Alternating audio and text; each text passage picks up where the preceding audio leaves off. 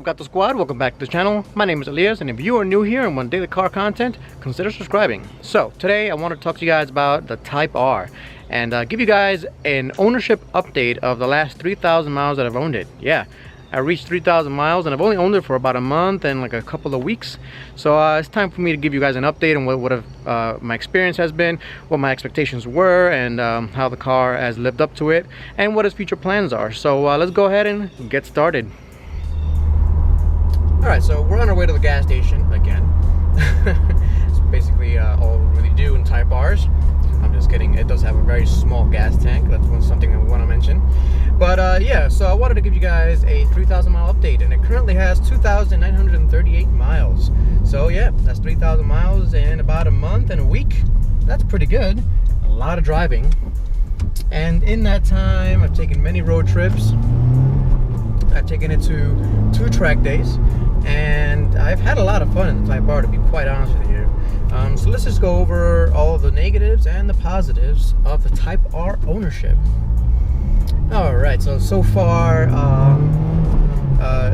there's a few things that, let's go over the positives first. I was going to go over the negatives, but let's go over the positives first. So, as a back road and track day car, my expectations were more than surpassed. I am more than impressed at how well this car handles up corners. And I mean, if you guys seen a lot of performance driving from me before, but needless to say, this car, I mean, people were saying it's good. I think it's better than what they were saying. It is just that good of a car when you're driving it fast. And I think what makes it that good is the suspension setup and the chassis. Yeah, you know, you could throw sticky tires and big brakes at any car and it'll become a really good car at the track. But right out of the box, this car comes with such a well set up chassis and suspension and everything about it is really good for the track. So that's the first thing I really want to point out. This car has surpassed my expectations in terms of a good driver's car. Let's go ahead and get some gas first.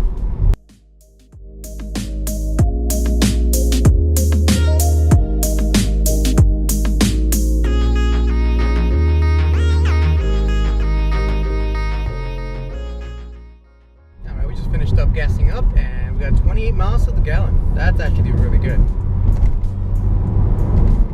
So like I said, this car's miles to the gallon, well, not great, not bad for what it is. It's just that the gas tank's a little bit too small, so I'm always visiting the gas stations. That's alright with me. Don't mind that too much. Alright, so continuing on, the positives. Every time I drive this car, I always say, oh, I'm gonna just take it easy. I'm just gonna go out for a little drive, a little Sunday drive, nice and slow, no big deal. That's every time I take it out, but every time I take it out, it just kind of eggs you on to be irresponsible. Like I am gonna be now.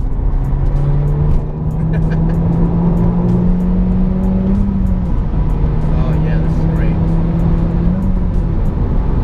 So good. Just like that, we're doing way too much speed. But we're in Mexico, so that's okay. Anyway, continuing on, so yeah, every time you take the car out, it eggs you on to go faster and faster. That's actually kind of what I wanted in a car. I wanted a car that's exciting every time you go in, every time you see it, every time you're out. You know, you kind of want to be excited about what you're driving. I did anyway. You know, I could have bought pretty much any car I wanted within a certain price range, under $40,000 really. And you know, I chose this one because, you know, not only did it look exciting, I knew it was going to be a barrel of fun to drive, because I had the Civic Type Sport before this car, and that was a huge barrel of fun to drive as well. So I'm like, the Type R can't be worse than the Civic Sport hatch. It's got to be a better version of that. So I might as well just buy the Type R. And man, I did test drive a few other cars. Like I said, I test drove the STI.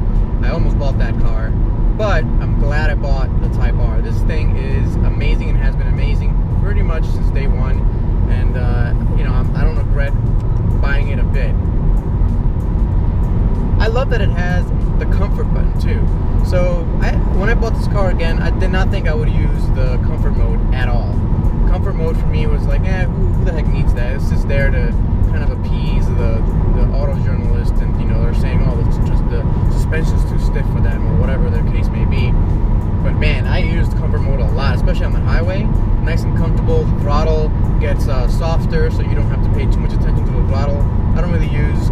that much, or to control my own throttle. And this thing works really well in comfort mode. I was impressed, and I use it a lot. So if I'm not on the back roads, if I'm on the highway or something, just on a long highway trip like we are right now, comfort mode, best mode, love it. And then also in the rain, actually, if it's really rainy or nasty out, I put it in comfort mode so I could have more leeway on the gas pedal. That way, you know, if I don't hit the gas pedal a little too hard and stab it a little too hard and lose traction too fast, I could actually play around with it and feather it a little bit more. So that's something really, really cool. I love the fact that it has modes. A few other things, positives. I mean, obviously, this car is an attention grabber, and you know, I don't really care too much about getting that much attention. What I really wanted was a car that every time I saw it, you know, I would get excited to be in it, and that every time I go outside, and no matter how frustrating the car can be sometimes, and I'll get to that when we get to the negatives, I love the way it looks. It just looks amazing. I mean, let me just take a look at it. It's the wing, and you got the vents that actually work, and the hood scoop that actually vents out the heat. I think it works really, really well the way it looks, and it's just one of those things that, you know, as the car grows on you, it gets better and better looking, and that's how it's been for me. So when I first bought it, you know, I was kind of like, yeah, it's a great looking car, but now as I've owned it and I see it every day, I'm like, oh man, this is a really eye popper of a car. And like I keep saying, even if you don't like the way it looks, at least we can all be happy that Honda went bold with the direction of this car. Alright, so yeah, obviously the positives are pretty self-evident. You know, it's a sports car. It's probably one of the best, if not the best, hot hatch out right now. And you know, it's great at the track, great driving car, great fun, decent ride in the highway, good in the rain, as you guys saw in that rain video. And yeah, I mean, I love the hatch. The fact that this is a hatchback, I can put stuff in there. It's got a lot of room back there. I've used it already to carry a bunch of cargo, my wheels, my tires, my track day setup. Everything was ready to go in this car, and I love it for it. So those are the positives. Now let's get to the negatives, because I'm sure you guys are more interested in what I think is negative about the car than the positives, because you guys are tired of hearing all the positive things of the Type R. So the negatives of this car. Let's start first with the exhaust though. So in case you haven't heard how this car sounds, let's take a moment and listen to how the car exhaust sounds in this car.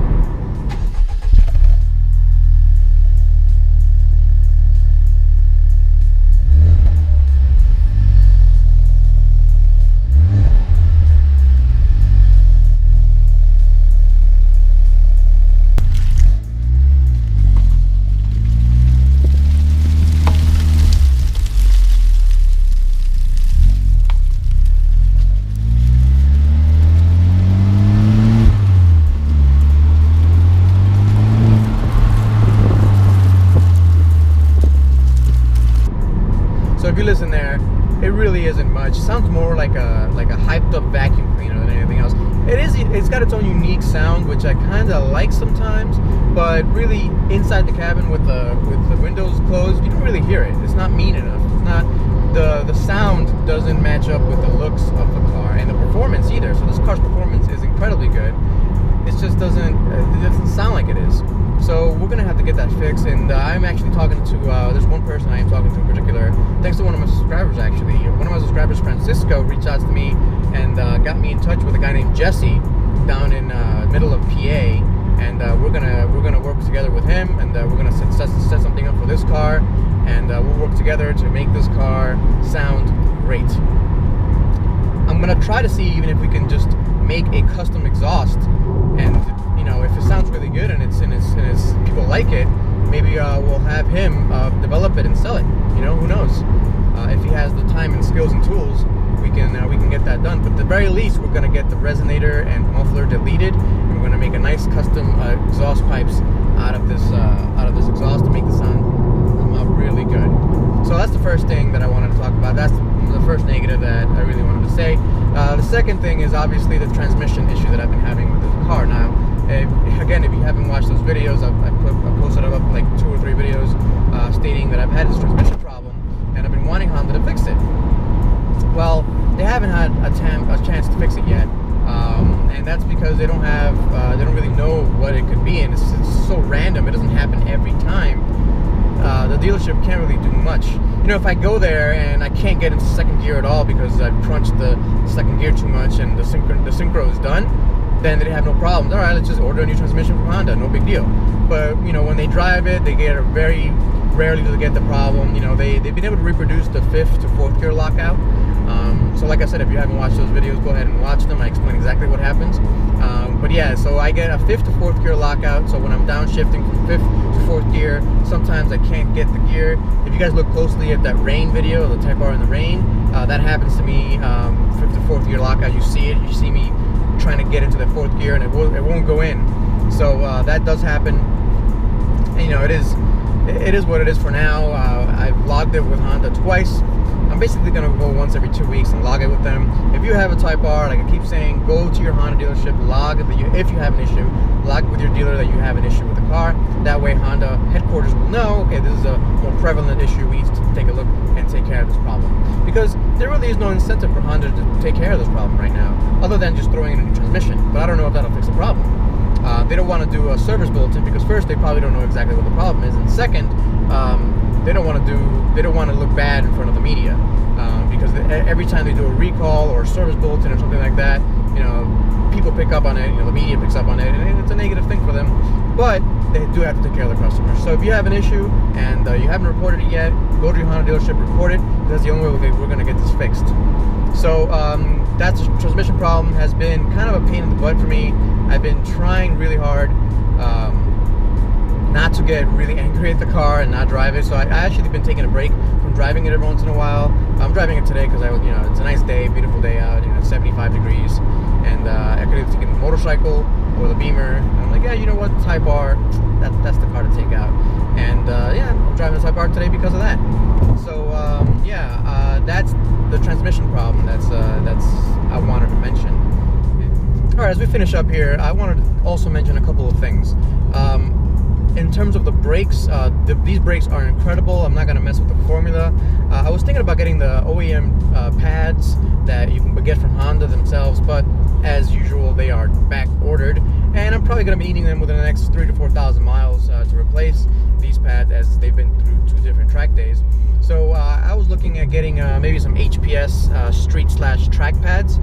If you have any recommendations for some really good brake pads that'll be really good at the track and perform okay at the streets, I don't really mind. I just really want something that'll be good at the track days. Put them down below, and I'll be looking into them. The other thing I wanted to mention is that since I've put all-season tires on this car and I have all different wheels, the car's dynamics have not really changed that much. It's got a little bit less grip, but really not that much less. And I'm actually very impressed at these Sumitomos. These are all-season Sumitomos. I'll put what they are in the description below in case you want to get them. But the traction has been really good. In the rain, they're amazing. You saw the rainy day video in the Type R. They perform really good in the rain, and they have plenty of traction for the back roads and for the fun I want to have. I'm sure they won't be that good at the track, especially compared to real summer rubber, but for what they are, I really like them a lot. I can't recommend them enough. You just need to get smaller wheels to get the tires that I got. And that really should wrap it up here. So as always, if you have any questions or anything like that, please put them down below, and I'll catch you guys next time. Peace out.